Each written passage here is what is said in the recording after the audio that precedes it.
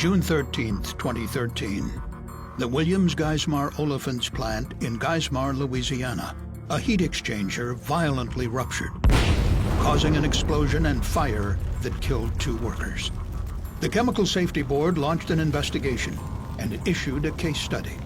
In it, the agency describes a number of process safety management program deficiencies at Williams, which set the stage for the incident. In particular, the CSB found that the heat exchanger that failed was completely isolated from its pressure relief valve. When pressure inside the heat exchanger dangerously increased, there was nothing to stop a catastrophic rupture. Our case study on the explosion at Williams describes an ineffective process safety management program at the plant at the time of the incident.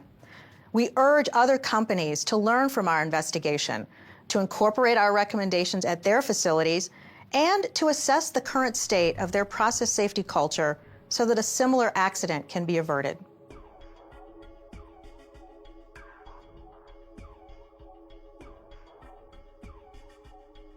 The Williams Geismar Olefins plant is located in Geismar, Louisiana. The plant produces ethylene and propylene. These are chemicals used in the petrochemical industry to make a variety of products, including plastics and antifreeze. Within the Williams process is a distillation column called the propylene fractionator. It separates a mixture of propane and propylene. Heat exchangers called reboilers supply heat to the fractionator to boil the propane and propylene mixture, which is essential to the separation process. The reboilers are shell and tube heat exchangers. Hot water flows through the tubes, heating and vaporizing propane that flows through the shell and back to the propylene fractionator. The water that flows through the tubes contains a small amount of oily tar, which condenses into the water earlier in the process. Over time, the oily tar from the water builds up on the walls of the reboiler tubes. This buildup is called fouling. Fouling reduces the efficiency of the reboilers. Periodically, the reboilers must be shut down to clean the tubes. The original propylene fractionator design had both reboilers running simultaneously. But in that configuration, the fractionator had to be shut down when a reboiler fouled and needed cleaning. To prevent shutdown of the propylene fractionator each time the reboilers needed to be cleaned, in 2001, new valves were installed on each reboiler to allow for operation of only one at a time. The other reboiler is on standby, clean and ready for use. But unforeseen at the time, these valves introduced a serious hazard. They isolated the standby reboiler from its protective pressure relief valve, located on top of the fractionator. On June 13, 2013, during a daily meeting with operations and maintenance personnel, the Williams plant manager noticed that the water flow rate through the operating reboiler had dropped gradually over the past day. The operations supervisor informed the group he would try to identify the problem. He went into the plant to evaluate the water flow rates. The operations supervisor informed several personnel that fouling within the operating reboiler could be the problem, and they might need to switch the reboilers. He attempted to meet with his manager so they could get the necessary maintenance and operations personnel involved who would perform the work. But his manager was not available. The operations supervisor returned to the field. The CSB determined that at 8:33 a.m., the operations supervisor likely opened the water valves on the standby reboiler. Hot water began flowing inside. The valves blocking the reboiler from its protective pressure relief valve remained closed. But unknown to the operations supervisor, the standby reboiler contained flammable liquid propane that had accumulated during the 16 months the reboiler was out of service. The hot water quickly heated the liquid propane confined inside of the reboiler, and pressure dangerously increased. Just 3 minutes later, the reboiler violently ruptured. Propane exploded from the reboiler and ignited to create a massive fireball. The explosion killed the operations supervisor and an operator working nearby. 167 Williams employees and contractors reported being injured. During its investigation, The CSB found that prior to the explosion, the standby reboiler had been out of service for over a year, isolated from the process by closed block valves.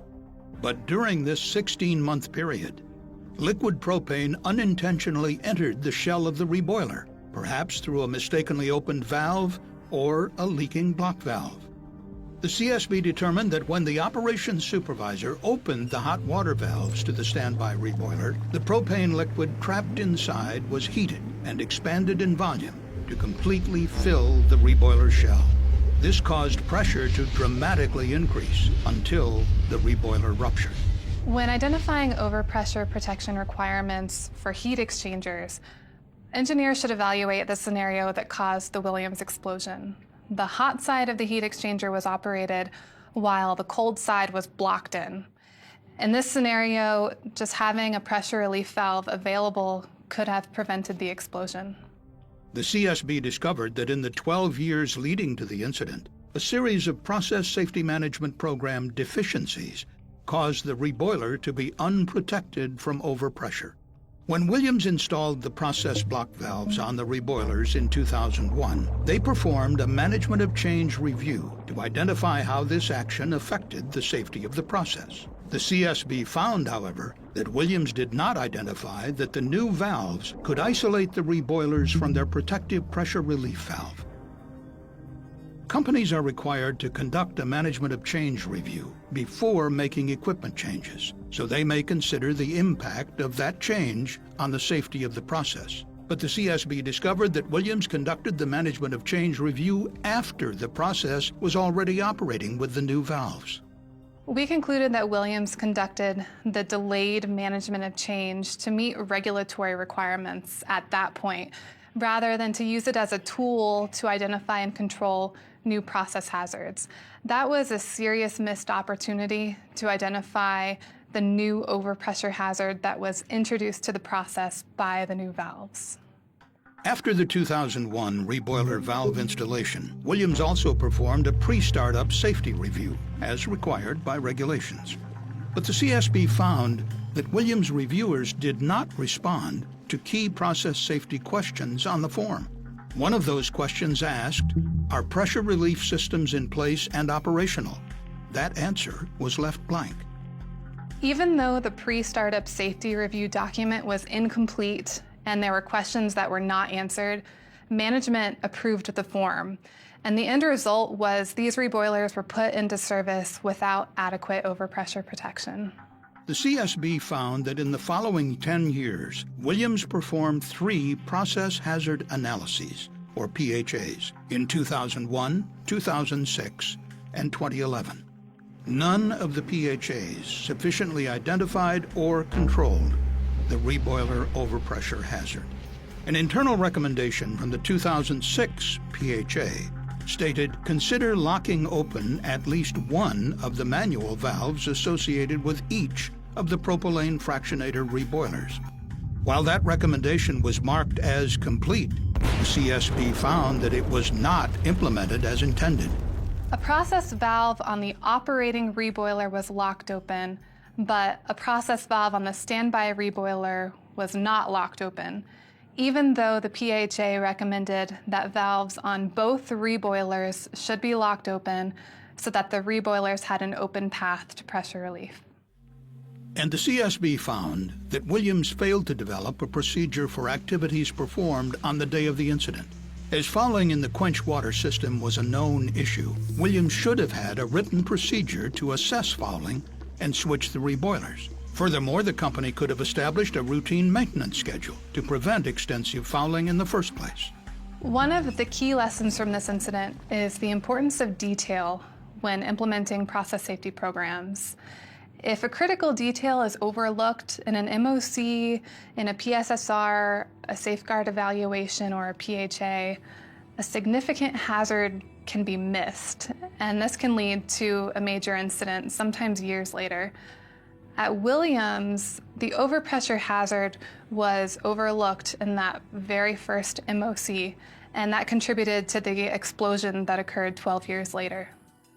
To prevent future incidents and further improve process safety at the Geismar plant, The CSB recommended that Williams conduct safety culture assessments that involve workforce participation and communicate the results in reports that recommend specific actions to address safety culture weaknesses.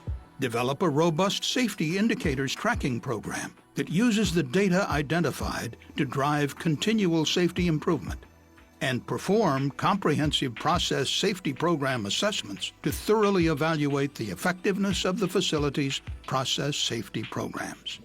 In its case study, the CSB encourages companies from across the country to review and incorporate the safety lessons and recommendations from the Williams Geismar plant investigation within their own facilities. Many of the incidents that the CSB has investigated could have been prevented if an effective process safety management program had been in place at the facility. Managers must implement and then monitor these programs and encourage a strong culture of safety to protect workers and the environment. For further information about the CSB's Williams Geismar plant investigation, please visit csb.gov.